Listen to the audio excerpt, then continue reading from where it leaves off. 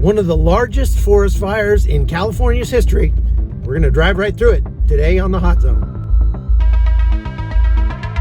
This is the Hot Zone. Engaging with the news in a whole new way, international war correspondent Chuck Holton brings insight into areas of crisis and lets you help those affected.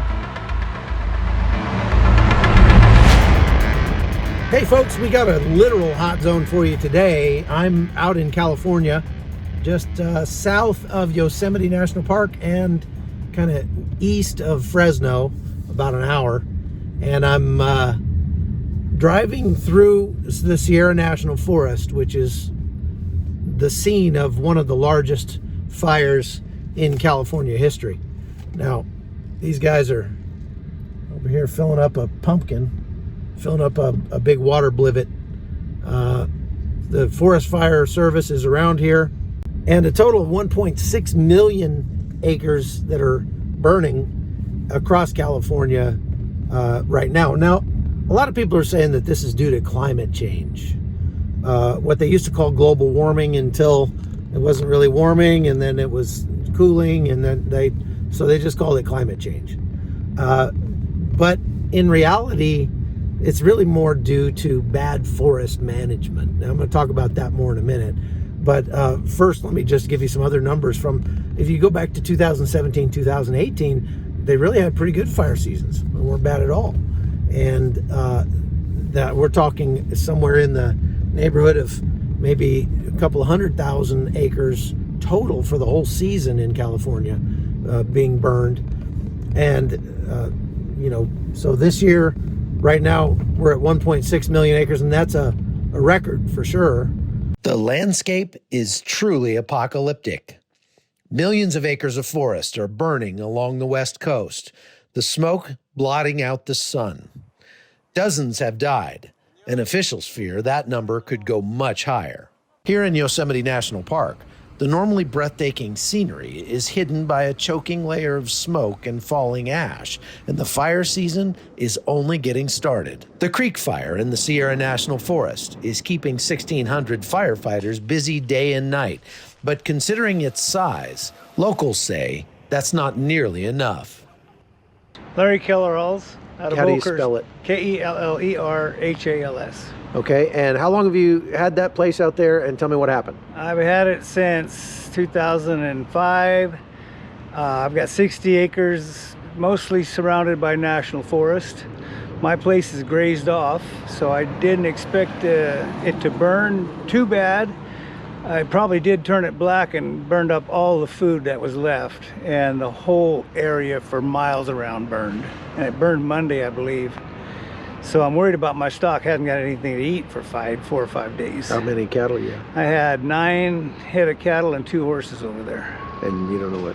I opened the gate and let them out. They could have went down to Redinger Lake, or the cows usually hang out down by Redinger when I let them out. The horses would have been safe if they went to the corral or the pond. So I'm hoping to get back as soon as the officers and the officials will let me in. The smoke coming from this 175,000 acre fire is almost overwhelming up here, just about an hour to the east of Fresno, California. And it's blanketing all of Southern California, all the way to Las Vegas, Nevada. But that's not necessarily a bad thing, according to some of the officials who say that this blanket of smoke is part of what is helping to contain this fire. The one thing that we're trying to share with folks is that while this smoke is a real burden, and it's not any fun to have your community socked in and smoke and be breathing this, it's actually doing a lot of good because it's moderating fire behavior substantially. And that's giving us a chance to try to get out in front of this thing. Tell me what the stats are right now about this fire. Okay, well, currently on the Creek Fire, we're at 175,893 acres.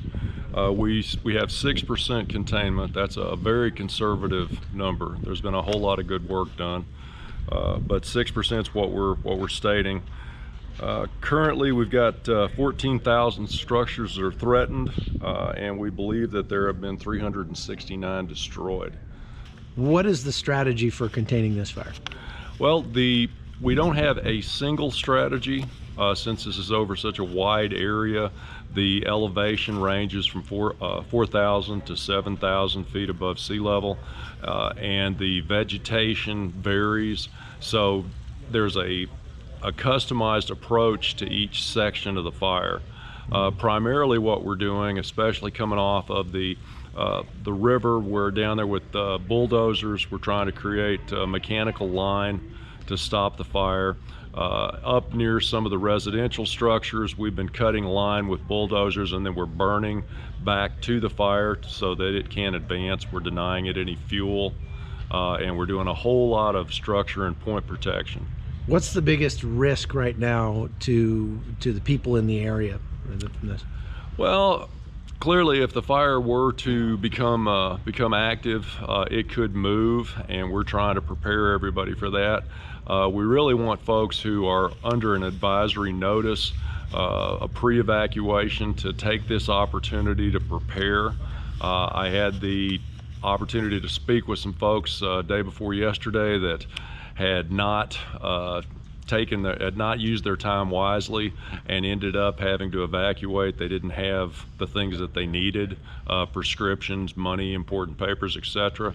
And they were in quite a panic. But so that's the thing to do. If you're in a pre-evacuation area, you need to take this time to figure out what you want to take with you, where you're going to go, make sure your vehicle's fueled up, etc.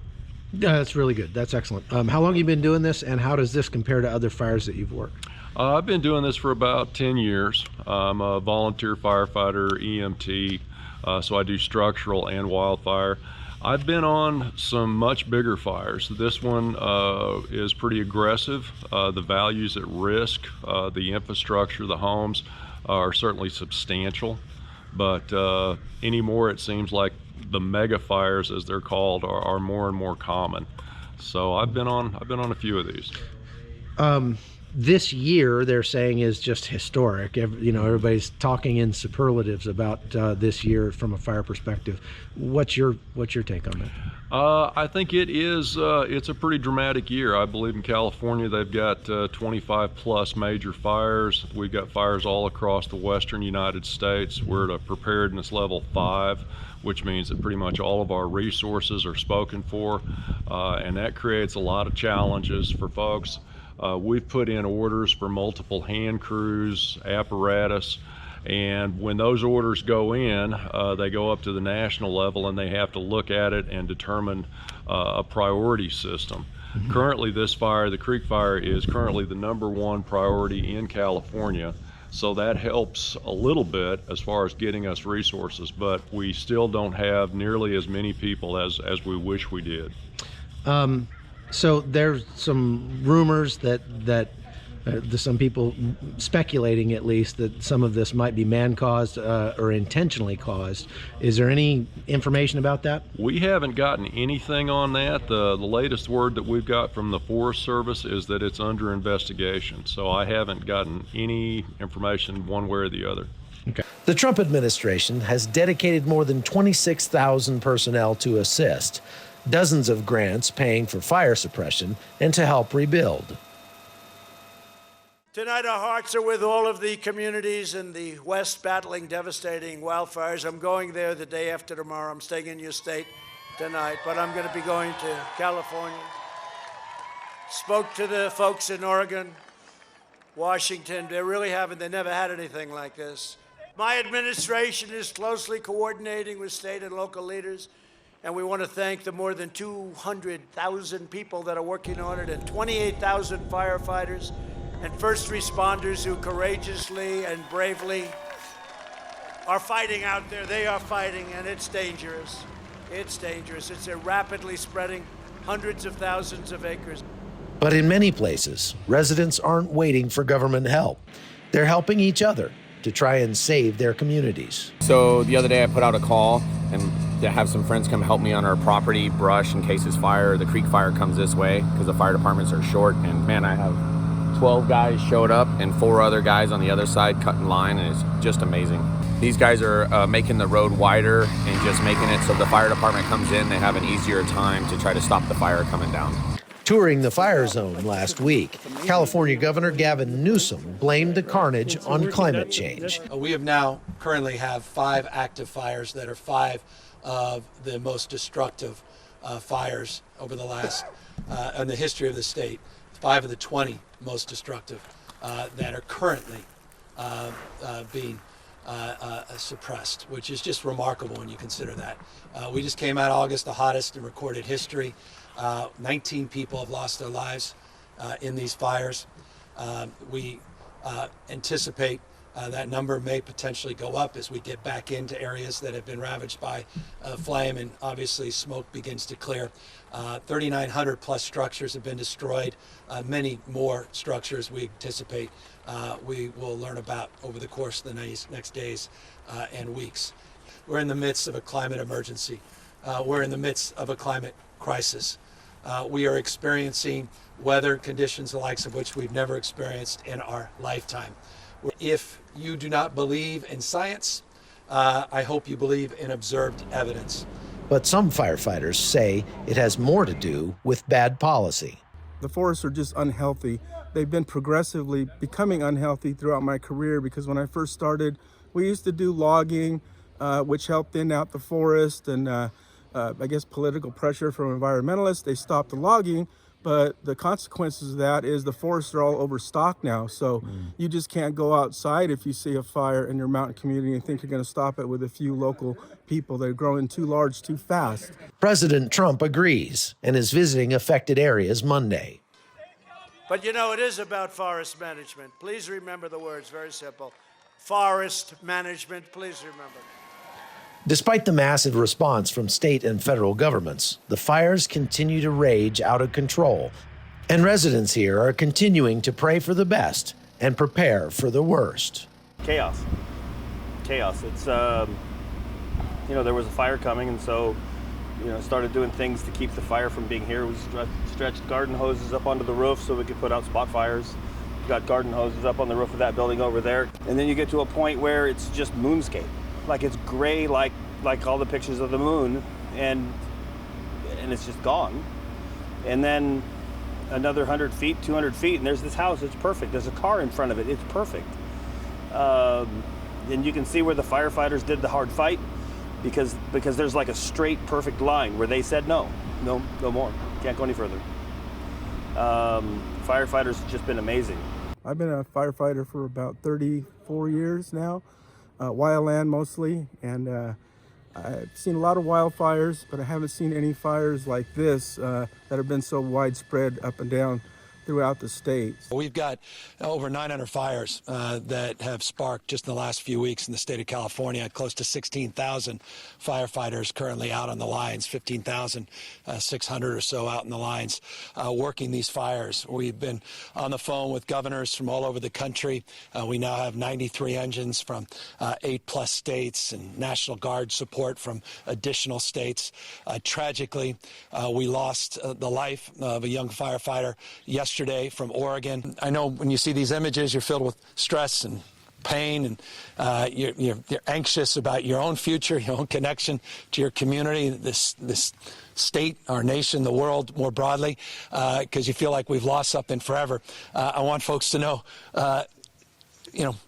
we come and go. These trees you see around me, some of them have been up for 13, 14, 1,500 years, been alive for 1,500 years.